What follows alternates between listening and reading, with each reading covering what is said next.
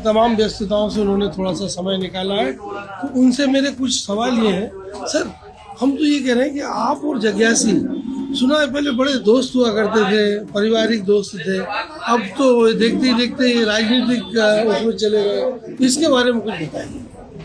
90% कांग्रेस के लोग मेरे परम मित्र हैं। अच्छा, और क्या बोलूं?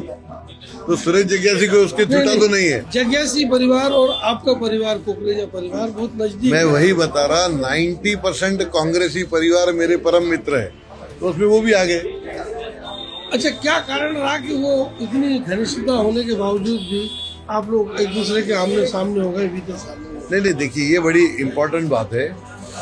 परिवार की दोस्ती अलग सब्जेक्ट है, विचारधारा एक अलग विषय है। हम राष्ट्र निर्माण वाले लोग हैं, तो राष्ट्र निर्माण वाली पार्टी में जाएंगे। जो राष्ट्र को विभाजन करने वाली पार्टी है, वो राष्ट्र को विभाजन करने वाली पार्टी में रहेगी।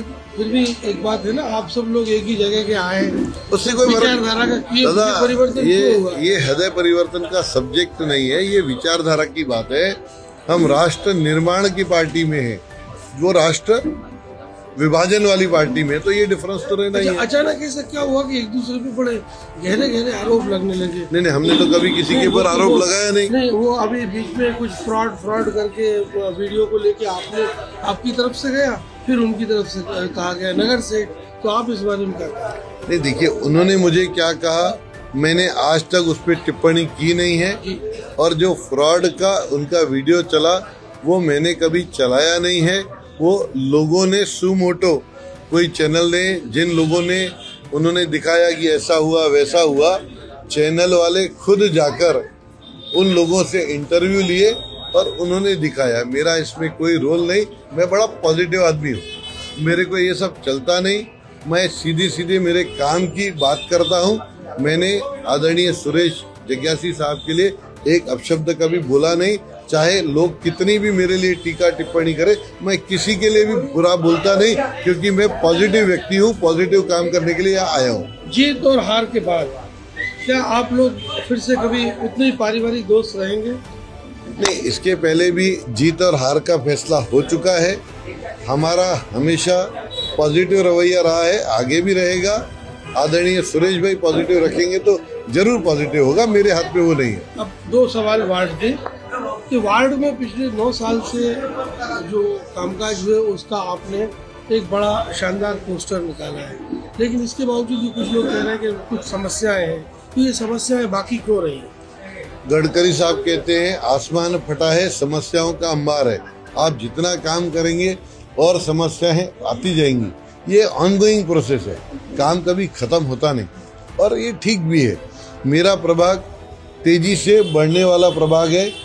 जरीपट का एक लिमिटेड क्षेत्र है, जिसके अंदर में 1/4 से भी छोटा हिस्सा आता है, लेकिन मेरा प्रभाग इतना बड़ा है और रोज मेरे प्रभाग में नए 10 घर रहने के लिए आते हैं। तो जिस तेजी से हमारा प्रभाग बढ़ रहा है, उस तेजी से हमारा विकास का कार्य भी बढ़ रहा है, और हम उसी तेजी से काम करते जा रहे हैं। अब जिन लोगों ने नए यहाँ रहने के लिए आए, या जो गुंठेवारी क्षेत्र रोज नए लोग रहने के लिए आते हैं, या कोराडी का जो ऐश पॉन्ड है, लगभग वहाँ तक हम पहुँच गए हैं। तो ये धीरे धीरे एरिया भरते जा रहा, धीरे धीरे डेवलपमेंट भी आते जा रहा। तो जो डेवलपमेंट डिले होके आता है, वहाँ लोगों की नाराजगी रहना स्वाभाविक है।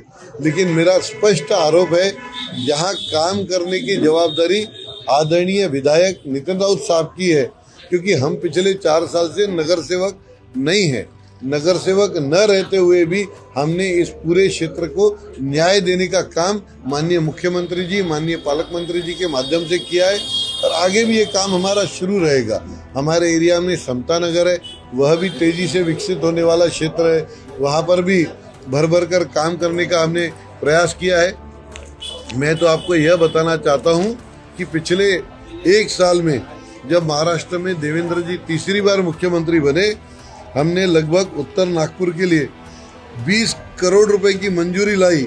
ये 4 नवंबर 2025 का नवभारत का कटिंग है। 20 करोड़ रुपए में से 13.5 करोड़ रुपए मेरे प्रभाग के लिए मैंने मंजूर किए हैं। जो काम करता है वो जमीन पे रहता है और काम पब्लिक को दिखाने की ताकत रखता है। अगर कांग्रेस के आदरणीय नितिन राउत साहब हो, चाहे श्री सुरेश जग्यासी साहब हो, अगर कोई काम किया है, क्योंकि 25 साल से उनका विधायक यहाँ बैठा है, तो कागज लेके आ जाए, पब्लिक को दिखा देवे। हम तो काम करने वाले लोग हैं, काम सामने दिखा देते। एक सवाल जनता की तरफ से, क्या ये जरीपट का क्षेत्र आने वाले दिनों में नागपुर के बड़े नेता यानी कि महापौर को जिता के भेज रहा है? भारतीय जनता पार्टी हर कर्मठ कार्यकर्ता के बारे में विचार करती है। निश्चित तौर पर सभी कार्यकर्ताओं का विचार होगा। जो पार्टी निर्णय लेगी, जो जवाबदारी देगी, उसके लिए हम तैयार हैं। आपको लगता है कि आप एक बहुत मैच्योर पॉलिटिशियन की तरह व्यवहार करने लगे हैं? नहीं, ऐसी कोई बात नहीं। हम तो हमारे जमीन पर रहकर काम करते हैं। मैच्योर है कि नहीं उसका निर्णय तो आप ले सकते हैं। अच्छा, अपनी जीत के प्रति आपके इस बार ऐसा देखने में आ रहा है, बहुत सारी जो प्रतिक्रिया आ रही है कि ये बहुत जो जीत होने वाली है, एक बम्पर जीत होने वाली है, तो इसके पीछे का आप क्या कारण मानते हैं? हम जमीन पर रहकर काम करने वाले लोग हैं। हार और जीत तो जनता तय करती है। हमारा काम 365 दिन चलता है। जैसा मेरा रूटीन 365 दिन रहता है, लगभग यही रूटीन मेरा इलेक्शन के समय भी रहता है। हम जनता के बीच में रहने वाले लोग हैं, जनता के बीच में जाकर काम करते हैं। जनता आशीर्वाद देती है, हम चुनकर जाते हैं। ये इसी तरीके से चलते रहता है। इलेक्शन से बड़ा फर्क हमको नहीं पड़ता। पावर ऑफ वन के दर्शकों के लिए विकी कुकरेजा जी ने आज बड़ा महत्वपूर्ण समय दिया है चुनाव की व्यस्तता के लिए। आप सभी दर्शकों की ओर से आपका धन्यवाद। लेटेस्ट अपडेट्स के लिए पावर ऑफ वन न्यूज को फॉलो कीजिए।